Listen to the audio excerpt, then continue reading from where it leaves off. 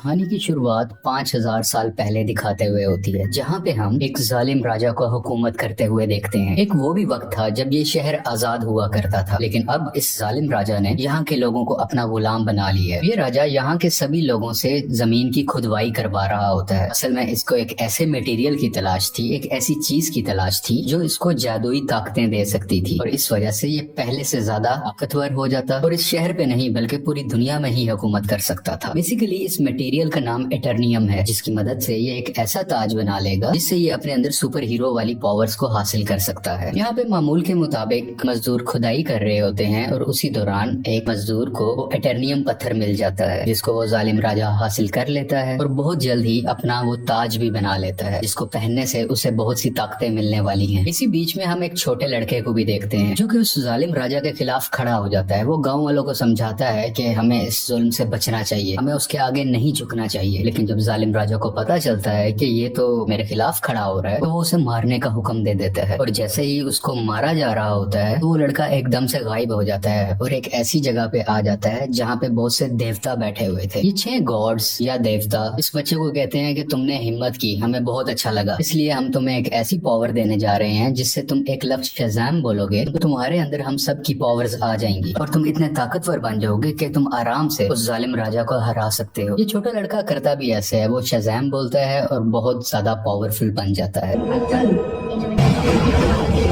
और फौरन ही वो उस राजा के महल में आ जाता है, जहाँ पे वो अपना शैतानी ताज पहन रहा होता है कि उसके पास बहुत सी पावर्स आ जाए। लेकिन ये छोटा लड़का जो शज़ाम बोलने के बाद अब बहुत पावरफुल बन चुका है, वो वहाँ आके तबाही मचा देता है और सबको मारने लगता है। ये इतने गुस्से में होता है कि जालिम राजा के साथ साथ वहाँ के पूरे शहर को ही तबाह कर डालता है। और यहीं से कहानी जाती है 5000 साल बाद और हम प्रेजेंट का टाइम देखते हैं। अभी के टाइम पे भी हमें वही शहर दिखाया जाता है जहाँ पर एक गैंग ने पूरे तरीके से इस शहर पे कब्जा किया होता है। ये लोगों पे जुल्म कर रहे हैं, लूट मार कर रहे हैं, पूरी तरह से इस शहर को कंट्रोल में कर रखा है। असल में इस गैंग का एक ही मकसद है कि उस ताज को तलाश करना, यानी कि ये उसी क्राउन, उसी ताज को तलाश कर रहे होते हैं जो आज से 5000 साल पहले उस जालिम राजा ने बनाया था। वो खुद तो मारा गया था, लेकिन उसका ताज अभी भी कहीं ना कहीं इसी शहर में ही दफन है। अब हम एक लड़की को देखते हैं जिसका नाम एड्रियाना है। वो भी इसी ताज को ही ढूंढ रही होती है। ये लड़की पुरानी चीजों को ढूंढने में काफी एक्सपर्ट है, क्योंकि ये आर्कियोलॉजिस्ट है, यानी ये वो लोग होते हैं जो जमीन की खुदाई करते हैं और हिस्ट्री की बहुत सी चीजों के बारे में काफी मालूमात भी रखते हैं। तो ये लड़की एड्रियाना एक केव में जाती है, एक गार में जाती है, जहाँ पे काफी कोशिशों के बाद इसको वो ताज मिल भी जाता है। अभी एड्रियाना और उसके साथी इसी बात को लेके खुश हो ही रहे होते हैं, तो हमें पता चलता है कि इसी का एक साथी जिसका नाम इस्माइल है, वो उसी गैंग के साथ मिला हुआ है जिसने पूरे शहर पे कब्जा कर रखा है। तभी इस्माइल अपने साथ आए हुए एक साथी को मार देता है और अपने गैंग के दूसरे लोगों को भी उसी गार में बुला लेता है।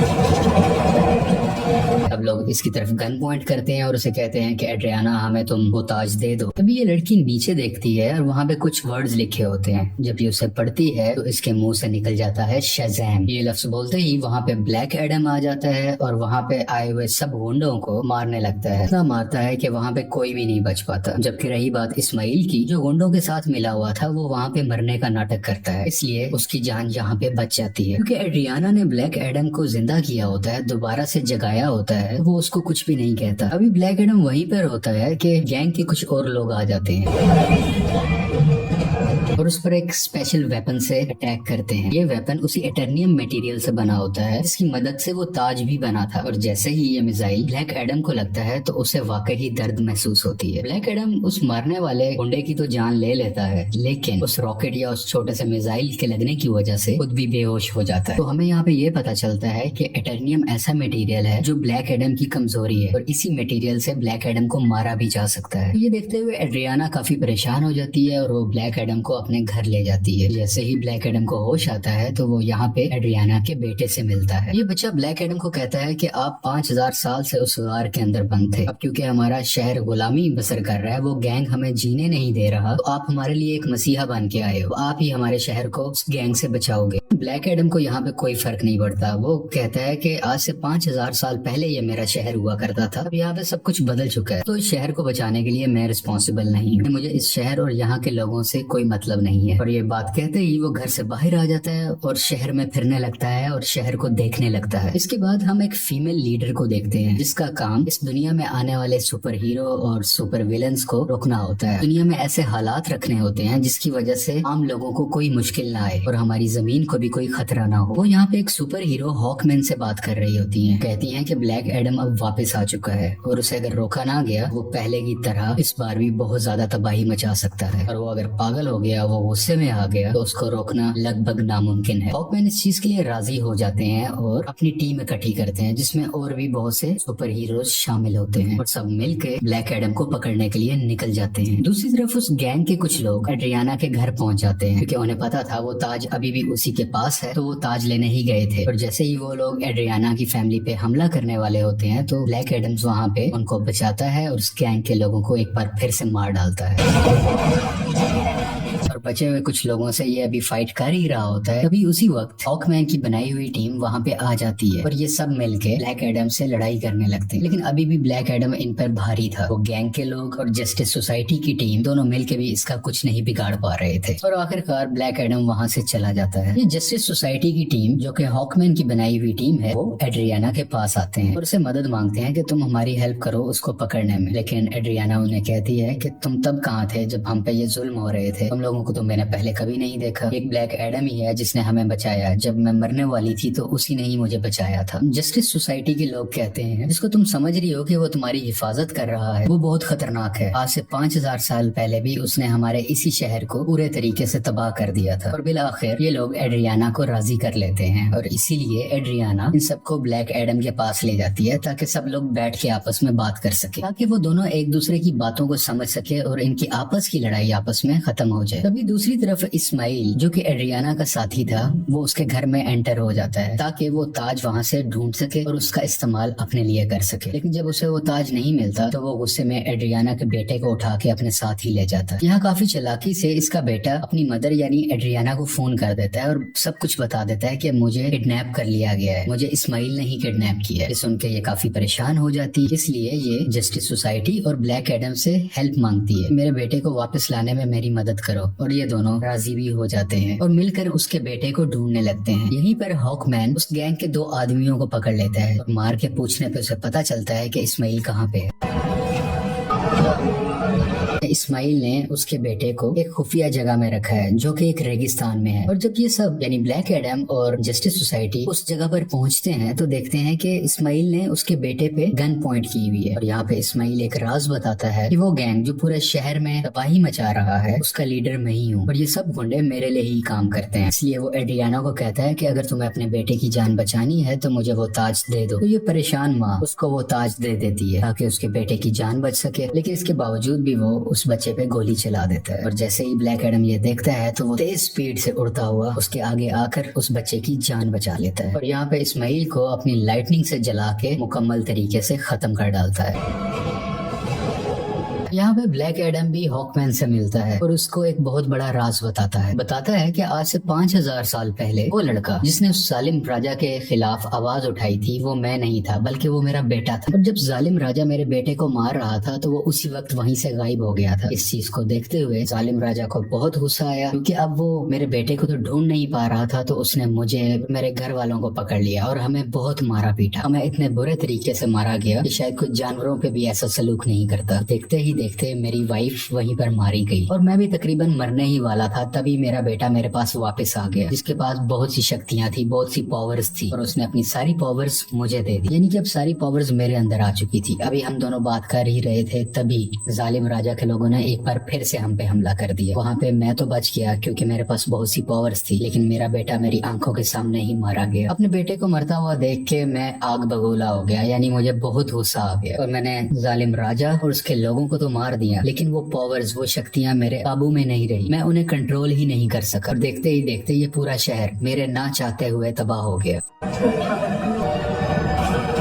मेरा ऐसा करने की वजह से उन देवताओं ने, जिन्होंने मेरे बेटे को शक्ति दी और वो शक्ति अब मेरे पास है, वो बहुत नाराज हो चुके थे कि मैंने अपनी पावर का मिसयूज किया है, मैंने अपनी पावर को कंट्रोल में नहीं रखा। इसीलिए उन्होंने मुझे उस केव में बंद कर रखा और मैं कई हजार साल तक उस केव, उस कार के अंदर बंद रहा। जब एड्रियाना ने आके नाम लिया तो मैं एक बार दोबारा से जिंदा हो गया। यहाँ पे ब्लैक एडम को अभी भी बहुत अफसोस होता है कि उसकी वजह से पहले भी बहुत ज्यादा तबाही मची और अब भी बहुत ज्यादा तबाही मची है, बहुत से लोग मारे गए। ये वो हॉकमैन को कहता है कि मैं सरेंडर करना चाहता हूँ, मैं अपनी पावर्स को खत्म करके तुम लोगों के हवाले करना चाहता हूँ ताकि मेरी वजह से किसी को कोई नुकसान ना पहुंचे। इसके बाद ब्लैक एडम शज़ैम का वर्ड बोलता है, जिससे वो वापस से अपनी एक नॉर्मल फॉर्म में आ जाता है, यानी वो एक नॉर्मल इंसान बन जाता है जिसके पास इस वक्त सुपर पावर्स नहीं है। और जब तक ये दोबारा शज़ैम नहीं बोलेगा तब तक ये वापस से ब्लैक एडम नहीं बन सकता। इसलिए ये इनसे रिक्वेस्ट भी करता है, तुम मेरे साथ कुछ ऐसा करो कि मैं दोबारा से ये वर्ड बोल ही ना सकूं। आखिरकार ब्लैक एडम को पानी के अंदर डाल दिया जाता है और उसके मुंह में एक ऐसी डिवाइस लगा दी जाती है जिस वजह से ये बोल ही ना पाए। ये एक छोटी सी जेल होती है जिसमें ब्लैक एडम को बंद कर दिया जाता है। दूसरी तरफ हमें इस्माइल को दिखाया जाता है जो कि मर चुका था और अब वो हेल के अंदर आ गया है। इस्माइल को एक बात शुरू से पता थी कि अगर वो उस ताज की ताकत को हासिल करना चाहता है तो उसका तरीका ये है कि उसको वो ताज अपने हाथ में पकड़ना होगा और उसी वक्त कोई ना कोई उसको मारे ताकि वो मर के हेल में आ जाए, यानी कि जहन्नुम में आ जाए और वो हेल के डीमन से यहाँ पे मिल सके जिनसे वो पावर हासिल कर सके। ये सारी बातें इस्माइल शुरू से ही जानता था, इसीलिए उसने ब्लैक एडम को उकसाया कि मैं जैसे ही एड्रियाना के बेटे को मारूंगा ब्लैक एडम आके उसे बचाएगा और मुझे मार डालेगा। और उसी वक्त ताज भी उसके हाथ में ही था। ये सब बातें ये शुरू से जानता था और सब कुछ इसके प्लान के मुताबिक ही हो रहा था। यहाँ हेल के डीमंस इस्माइल से मिलते हैं और उसको अपनी पावर्स दे देते। पहले जैसा इंसान नहीं था, ये सबाक बन चुका होता है। इन पावर्स के साथ इस दुनिया में आ जाता है और हर तरफ तबाही मचाने लगता है। जैसे ही जस्टिस सोसाइटी को इसके बारे में पता चलता है तो वो इसके मुकाबले के लिए इसके सामने आते हैं। यहाँ पे काफी देर लड़ाई चलती रहती है, लेकिन सबाक क्योंकि बहुत ज्यादा पावरफुल था तो ये सब मिल के भी उसको नहीं रोक पा रहे थे।